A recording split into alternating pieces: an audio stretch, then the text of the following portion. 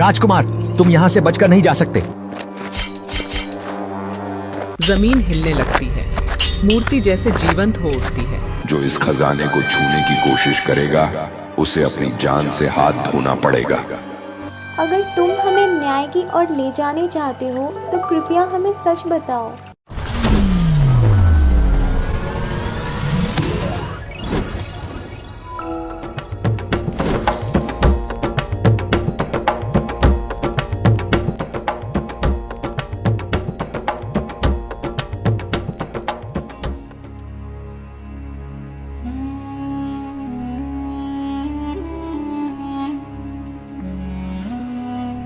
रघु, अब हमारे पास ज्यादा वक्त नहीं है। विनीता बड़ी हो रही है, उसका भविष्य तो सोचना पड़ेगा ना। 2-4 साल बाद शादी के लायक हो जाएगी बच्ची, फिर हम क्या करेंगे? मैं क्या करूं सुमित्रा, जितनी मेहनत करता हूं उतना भी नहीं कमा पाता। शादी की बातें तो दूर की बात है। माँ, आज मैंने खेतों में जाकर आपकी मदद की। देखो, मैंने कितना सारा चारा इकट्ठा किया। बेटी, तुझे इस तरह मेहनत करते देखना मुझे गर्व देता है। लेकिन तेरे लिए अच्छा रिश्ता ढूंढना भी हमारी सबसे बड़ी जिम्मेदारी है। कल को तेरी शादी करके हम निश्चित हो जाएंगे। ऐसे ही समय बीतता है। रघु अपने काम में व्यस्त होता है। आजकल हमारी गाय दूध कुछ कम कर दी है। पहले 8 लीटर की बाल्टी पूरी भर जाती थी, लेकिन अब देखो आधी भी सही से नहीं भर पाती। अरे ये भी तो देखो, गाय का बछड़ा बड़ा हो रहा है। हंसते खेलते परिवार का दिन बढ़िया से गुजर रहा था। देखते ही देखते विनीता जवान हो जाती है। उसकी शादी की बात घर में चलने लगती है। रघु, कल मुखिया जी बता रहे थे उनकी नजर में एक लड़का है, अच्छा परिवार का है, इज्जतदार लोग है। हमें बात आगे बढ़ानी चाहिए जी। मुखिया जी ने कहा है तो लद्द का ठीक ही होगा। बिल्कुल बिल्कुल, चिंता नहीं कीजिए। दोनों पति पत्नी शादी के लिए राजी हो जाते हैं। शादी की तैयारियां शुरू की जाती है, पर नियति को कुछ और ही मंजूर था। साधारण शादी की रस्में पूरी हो रही हैं। विनीता लाल जोड़े में बेहद सुंदर लग रही है। उसके चेहरे पर मिले जुले भाव हैं।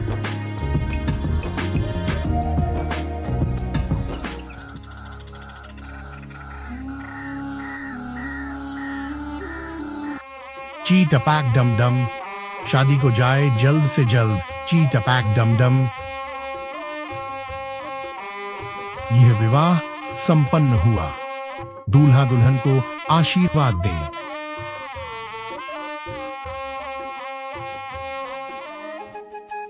शादी के बाद राजू और विनीता का पहला संवाद।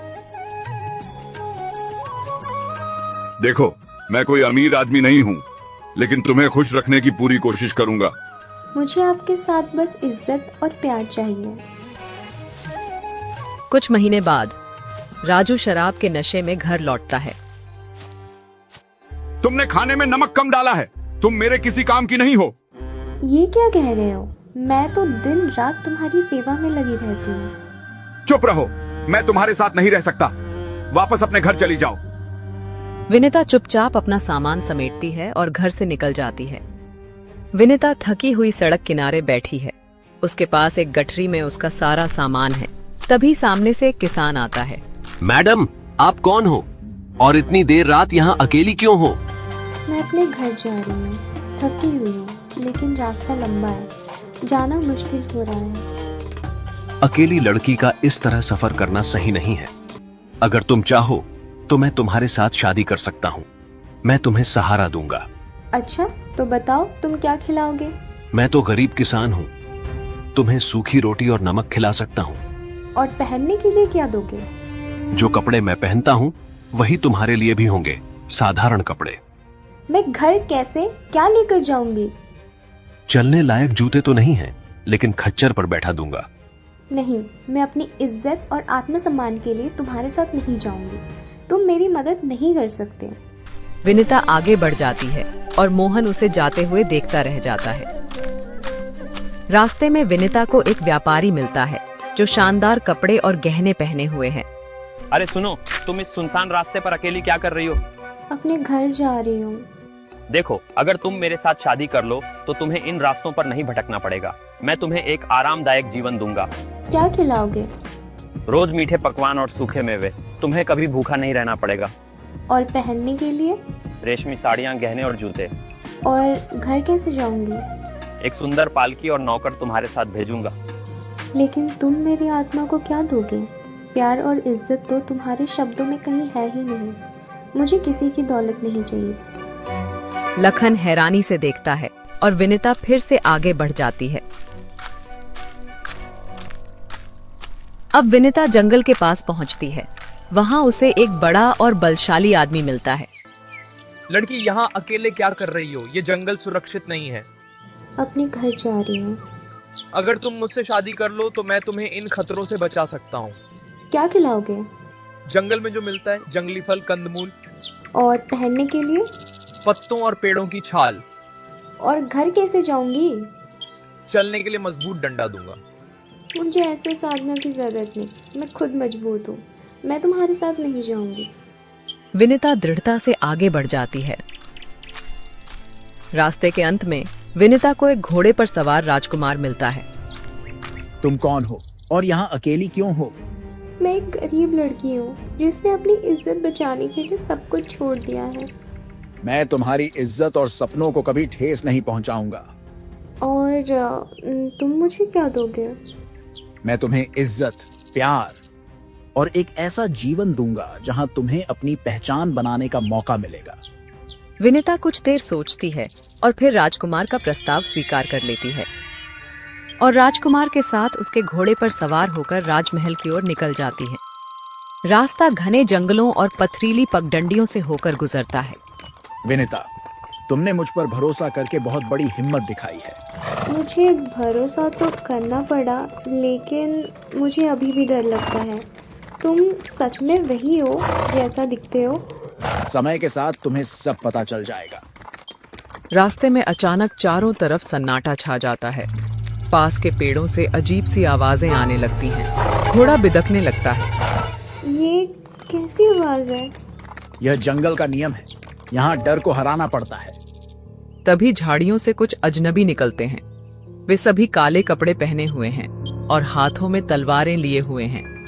अजनबी घोड़े के चारों तरफ घेरा बना लेते हैं। उनमें से एक आगे बढ़ता है। राजकुमार, तुम यहाँ से बचकर नहीं जा सकते। तुम इन्हें जानते हो? हाँ, ये मेरे दुश्मन हैं। और ये लड़की कौन है? क्या तुम इसे भी अपने राजमहल के रहस्यों में ले जा रहे हो? मुझे किसी भी रहस्य से कोई लेना देना नहीं। तुम लोग जो चाहते हो वह मैं नहीं दूंगा। राजकुमार तलवार निकालता है और लड़ाई शुरू होती है। वह बहादुरी से लड़ता है, लेकिन विनीता को देखकर लगता है कि वह कुछ छिपा रहा है। राजकुमार हमलावरों को हराकर विनीता के साथ आगे बढ़ता है। ये लोग कौन थे और तुमने उन्हें क्या नहीं दिया? कुछ सवालों के जवाब अभी देना सही नहीं है। मैं तुम्हारे साथ इसीलिए आई थी क्योंकि तुमने भरोसा दिया था, लेकिन अब लग रहा है कि मैं एक नए जाल में फंस गई हूँ। मैं तुम्हें कभी धोखा नहीं दूंगा, लेकिन कुछ सच्चाइयाँ वक्त के साथ सामने आएंगी। अचानक दोनों को एक बड़ा दरवाजा दिखाई देता है जो एक पहाड़ के बीचों बीच बना है। राजकुमार दरवाजे के पास पहुंचता है और उसमें एक गुप्त ताला खोलता है। दरवाजा धीरे धीरे खुलता है और अंदर एक अंधेरी सुरंग दिखाई देती है। ये कहाँ ले जा रहे हो? क्या यही तुम्हारा राजमहल है? यह रास्ता राजमहल तक जाता है, लेकिन यहाँ से गुजरने के लिए हिम्मत चाहिए। ये सब क्या है? तुम कौन हो? बस इतना जान लो कि मैं तुम्हारा रक्षक हूँ। दोनों सुरंग में प्रवेश करते हैं। अंदर अजीब आकृतियां दीवारों पर उकेरी हुई हैं। सुरंग से रहस्यमय गूंजती हुई आवाजें आ रही हैं। सुरंग में चलते चलते दोनों एक बड़े कक्ष में पहुंचते हैं। वहां सोने और गहनों के ढेर लगे हैं, लेकिन वहां एक विशाल पत्थर की मूर्ति है जिसके हाथों में तलवार है। ये सब क्या है? यह खजाना मेरे परिवार का है। इसे कई पीढ़ियों से संभाल कर रखा गया है, लेकिन इसे पाने के लिए बहुत बड़ा बलिदान करना पड़ता है। अचानक मूर्ति की आंखें चमकने लगती हैं, जमीन हिलने लगती है, मूर्ति जैसे जीवंत हो उठती है। जो इस खजाने को छूने की कोशिश करेगा उसे अपनी जान से हाथ धोना पड़ेगा। निकलना होगा। नहीं, मैं इसे खत्म किए बिना नहीं जाऊंगा। राजकुमार मूर्ति के साथ लड़ाई शुरू करता है। विनिता उसे रोकने की कोशिश करती है, लेकिन वह नहीं रुकता। लड़ाई खत्म होती है। मूर्ति वापस पत्थर बन जाती है, लेकिन राजकुमार बुरी तरह घायल हो जाता है। तुमने ये सब क्यों किया? ये सब क्या था? मैं राजकुमार नहीं हूँ, मैं सिर्फ एक योद्धा हूँ जिसे इस खजाने को बचाने की जिम्मेदारी दी गई थी। तो तुमने मुझे झूठ क्यों कहा? क्योंकि मुझे तुम्हारी जरूरत थी। तुमने मुझे भरोसा दिया और मैंने तुम्हें सुरक्षा। राजकुमार बेहोश हो जाता है। विनिता उसे बचाने के लिए मदद खोजने बाहर भागती है। राजकुमार मूर्छित है और विनिता सुरंग से बाहर निकलने का रास्ता खोजने लगती है। उसके दिल में डर और साहस दोनों हैं। सुरंग की दीवारों पर अजीब सी आकृतियां चमकने लगती हैं। वह खुद से बात करती है। ये सब क्या हो रहा है? क्या मैंने सही किया जो इनके साथ आई? अब मुझे इनकी जान बचानी होगी। वह सुरंग के एक दरवाजे को खोलती है। दरवाजे के उस पार एक बूढ़ी औरत चंचला एक अलाव के पास बैठी होती है। कौन हो तुम और यहाँ क्या कर रही हो? मेरे साथी को मदद की जरूरत है। वो अंदर घायल पड़ा है, कृपया मेरी मदद करें। उस सुरंग में जाने वाली की किस्मत अच्छी नहीं होती। तुम कौन हो और क्यों वहाँ गई? मैं विनीता हूँ, मेरे साथ जो भी हो, लेकिन मैं किसी की जान बचाने के लिए आई हूँ।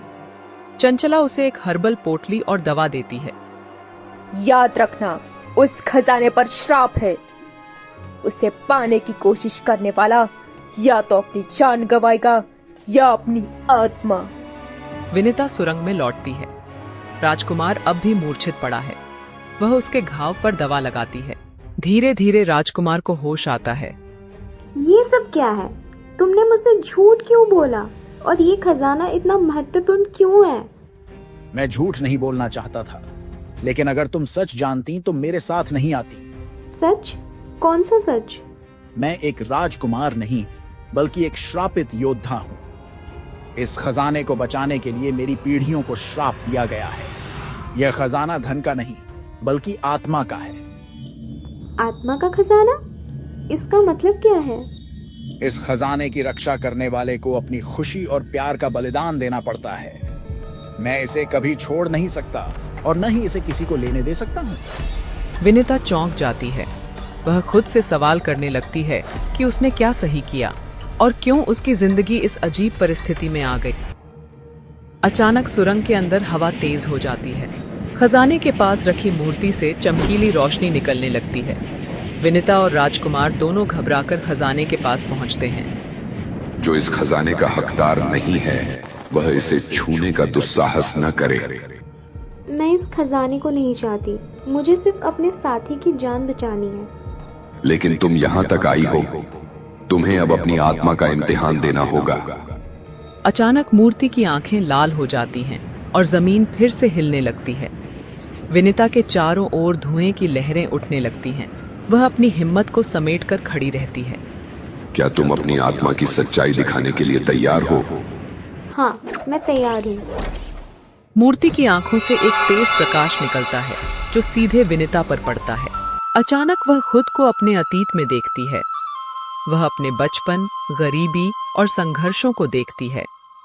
फिर वह अपने वर्तमान को देखती है, जहां वह अपने आत्मसम्मान और अपनी पहचान के लिए लड़ रही है।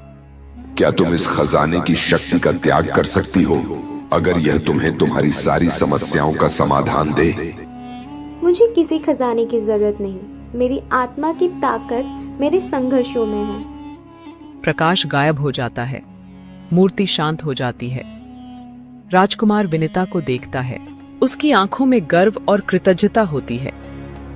तुमने मुझे भी सिखाया कि इस श्राप से मुक्ति कैसे पाई जा सकती है।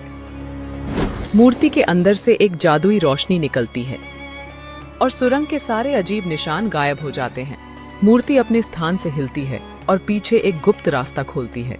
वहां एक साधारण सी किताब रखी है। यह किताब? शायद यही सच्चा खजाना है। किताब में कुछ शब्द लिखे होते हैं। जो अपनी आत्मा की सच्चाई को स्वीकार करता है, वही सच्चे खजाने का अधिकारी है।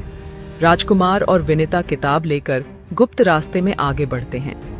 रास्ता खुलते ही एक विशाल कक्ष दिखाई देता है, जहां दीवारों पर अद्भुत नक्काशी और रहस्यमय प्रतीक उकेरे गए हैं। वहां एक सिंहासन भी है जो चमचमाते रत्नों से जड़ा हुआ है। यह जगह कितनी रहस्यमय है। यह सिंहासन यहाँ क्यों है? यह वही स्थान है जहां मेरे पूर्वजों ने इस श्राप को बांधा था। यह खजाना सिर्फ एक भ्रम है, असली परीक्षा अब शुरू होगी। सिंहासन के पास एक अन्य मूर्ति दिखाई देती है। यह मूर्ति पहले वाली मूर्ति से अलग है। इसके हाथ में तराजू है और आंखों पर पट्टी बंधी है। यह स्थान तुम्हारी आत्मा का अंतिम फैसला करेगा। क्या तुम सच में श्राप से मुक्त होने के योग्य हो? मैंने अपनी नियत और सच्चाई साबित कर दी है। अब तुम क्या और मांगते हो? उसने अभी अपनी सच्चाई नहीं दिखाई। विनीता राजकुमार की ओर देखती है। राजकुमार के चेहरे पर बेचैनी साफ झलकती है। मूर्ति की आंखों से फिर तेज रोशनी निकलती है और राजकुमार का अतीत उसके सामने प्रकट होता है। विनीता और राजकुमार दोनों देखते हैं कि कैसे उसने एक राजकुमार की पहचान अपनाई थी। वह वास्तव में एक साधारण सैनिक था जिसे खजाने की रक्षा के लिए चुना गया था। उसकी लालच और महत्वाकांक्षा ने उसे अपने साथी सैनिकों को धोखा देने पर मजबूर किया। उसने खजाने की शक्ति का इस्तेमाल करने की कोशिश की थी, लेकिन वह श्रापित हो गया। तो तुमने सचमुच झूठ बोला था? हाँ, मैंने अपनी महत्वाकांक्षा में कई गलतियां की, लेकिन तुमने मुझे सिखाया है कि आत्मा की ताकत सच्चाई और बलिदान में है। यदि तुमने सच्चे दिल से पश्चाताप किया है तो इस श्राप से मुक्त होने का एक ही तरीका है। कौन सा तरीका? तुम्हें इस खजाने को हमेशा के लिए त्यागना होगा और अपनी बाकी जिंदगी विनम्रता से बितानी होगी। राजकुमार सोच में डूबा है। विनीता उसकी आंखों में देखती है, मानो उसे यह फैसला लेने की हिम्मत दे रही हो। अगर तुम सच में खुद को बदलना चाहते हो तो तुम्हें ये करना होगा, वरना ये श्राप कभी नहीं खत्म होगा। तुम सही कहती हो। राजकुमार खजाने की ओर बढ़ता है। वह सिंहासन को छूकर प्रतिज्ञा करता है कि वह इसे छोड़ देगा। तभी खजाना और सिंहासन धीरे धीरे गायब होने लगते हैं। मूर्ति भी गायब हो जाती है। श्राप अब समाप्त हो गया। तुम्हारी सच्चाई ने तुम्हें मुक्त कर दिया। सुरंग गायब हो जाती है और विनीता और राजकुमार खुद को जंगल के किनारे खड़े पाते हैं। वहां सुबह हो चुकी है। दोनों थके हुए हैं, लेकिन उनके चेहरे पर सुकून है। अब क्या? अब मैं अपनी बाकी जिंदगी लोगों की मदद करने में लगाऊंगा। और मैं? तुमने मुझे मेरी जिंदगी का सबसे बड़ा सबक सिखाया है। अगर तुम साथ चलना चाहो तो यह मेरा सौभाग्य होगा। विनीता थोड़ी देर सोचती है, फिर मुस्कुराकर सहमति देती।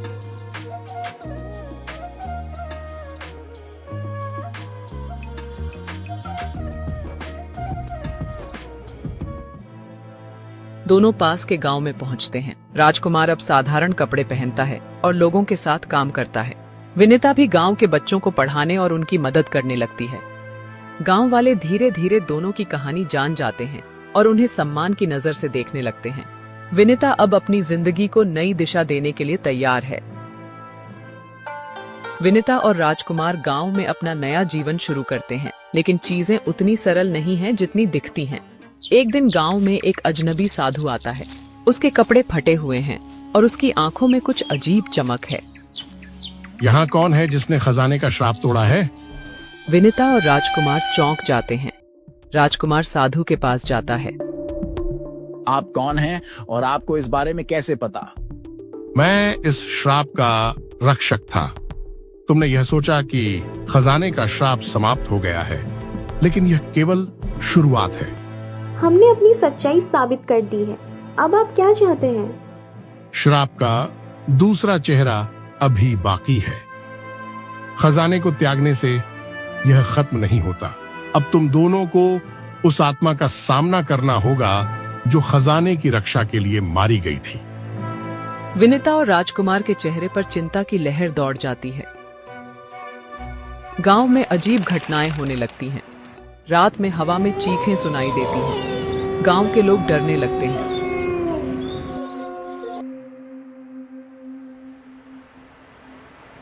एक दिन विनीता को एक अजीब सपना आता है।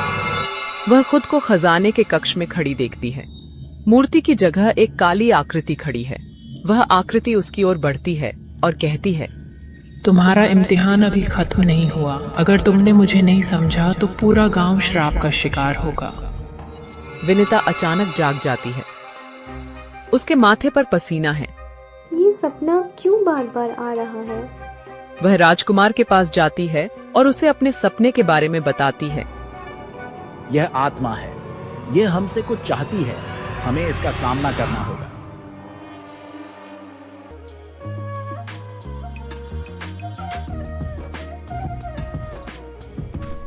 विनिता और राजकुमार उस साधु की मदद लेने जाते हैं। साधु उन्हें जंगल के एक पुराने मंदिर में ले जाता है। वहां आत्मा के बुलाने की प्रक्रिया शुरू होती है। जो यहाँ श्राप का कारण बनी आत्मा है, प्रकट हो। अचानक हवा तेज हो जाती है। चारों ओर धुंध फैल जाती है। एक काली आकृति प्रकट होती है। तुमने मेरा खजाना लिया, अब इसका मूल्य चुकाओ।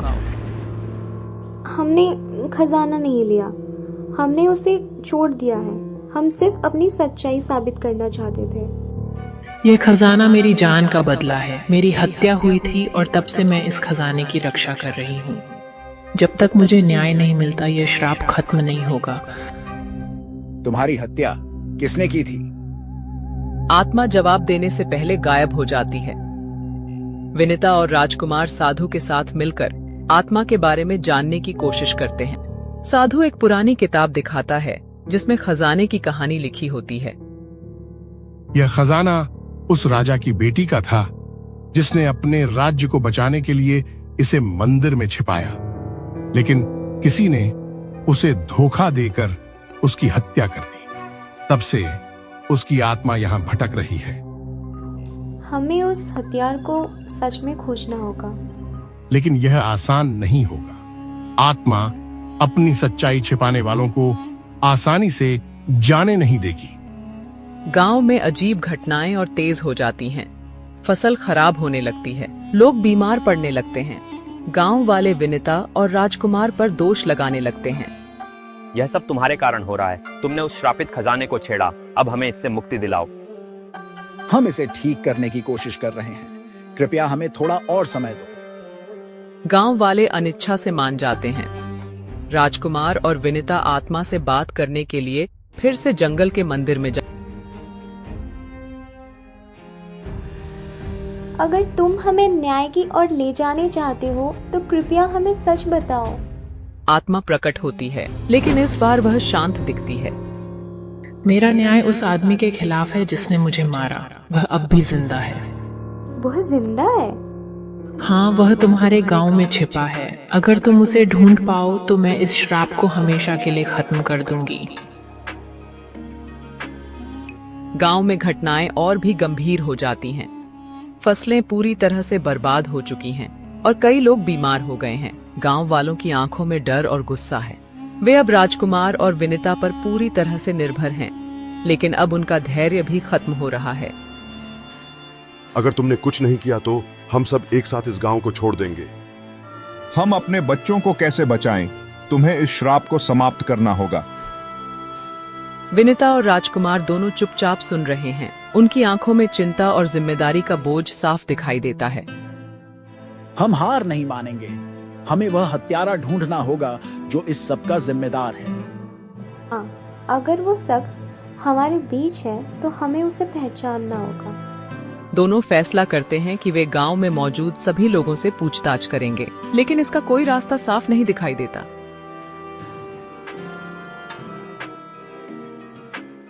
विनिता और राजकुमार गांव में लोगों से पूछते हैं, लेकिन किसी को भी सही जानकारी नहीं मिलती। तभी उन्हें गांव के पुराने खंडहर में एक रहस्यमय शख्स दिखाई देता है। वह शख्स हमेशा अकेला रहता है और कभी किसी से बात नहीं करता। उसके चेहरे पर डर और गंभीरता झलकती है। वह आदमी कौन है? मैं उसे पहले कभी नहीं देखी। वह व्यक्ति काफी अजीब है। मुझे भी ऐसा लगता है कि वह कुछ छुपा रहा है। हमें उससे बात करनी होगी। राजकुमार और विनिता उस शख्स की ओर बढ़ते हैं। वह आदमी अचानक पीछे मुड़कर भागने की कोशिश करता है। रुको, तुम्हें कहाँ जाना है? मुझे मत रोकिए, आप लोग नहीं समझते। राजकुमार उसे पकड़ लेता है और विनिता पास जाती है। हम सिर्फ तुम्हारी मदद करना चाहते हैं। क्या तुम हमें बता सकते हो कि यहाँ क्या हो रहा है? आदमी की आंखों में डर है और वह गहरी सांस लेता है। तुम नहीं समझोगे। मैं वह नहीं हूं जो तुम सोच रहे हो। मेरा नाम देव है और मैंने वह गलती की थी जो मुझे हमेशा के लिए पछताना पड़ेगा। देव विनिता और राजकुमार को एक गुफा में ले जाता है, जहां वह अपनी सच्चाई बताने के लिए तैयार हो जाता है। मैं वही आदमी हूँ जिसने उस राजा की बेटी को धोखा दिया था। मेरा दिल ममता से भरा था, लेकिन लालच ने मुझे अंधा कर दिया। मैंने उस खजाने की लोभ में उसकी हत्या कर दी थी, लेकिन मुझे यह नहीं पता था कि उसकी आत्मा उस खजाने के साथ जुड़ी हुई थी। तो तुम वो हो जिसने उसकी जान ली? हाँ, लेकिन मुझे यह समझने में सालों लग गए कि वह आत्मा हमारे साथ नहीं बल्कि हमसे बदला लेने आई है। वह हमेशा इस खजाने के पास रहती है और हर किसी को अपनी ओर खींचती है। तो क्या तुमने हमें धोखा दिया था? क्या तुम जानते थे कि खजाने के साथ जुड़ा हुआ यह श्राप होगा? मैं जानता था, लेकिन मुझे लगता था कि मैं इससे बच सकता हूँ। अब मुझे एहसास हुआ कि यह सिर्फ मेरे नहीं बल्कि पूरे गांव के लिए एक सजा है। देव की बातें सुनकर विनिता और राजकुमार को और भी ज्यादा समझ आता है कि इस श्राप को खत्म करने का एक ही तरीका है। देव को अपनी गलती का सामना करना होगा और आत्मा को शांति देनी होगी। हमें इस आत्मा को शांति दिलाने के लिए देव से उसकी माफी मांगनी चाहिए। अगर देव अपनी गलती स्वीकार करता है तो शायद आत्मा को शांति मिल सके।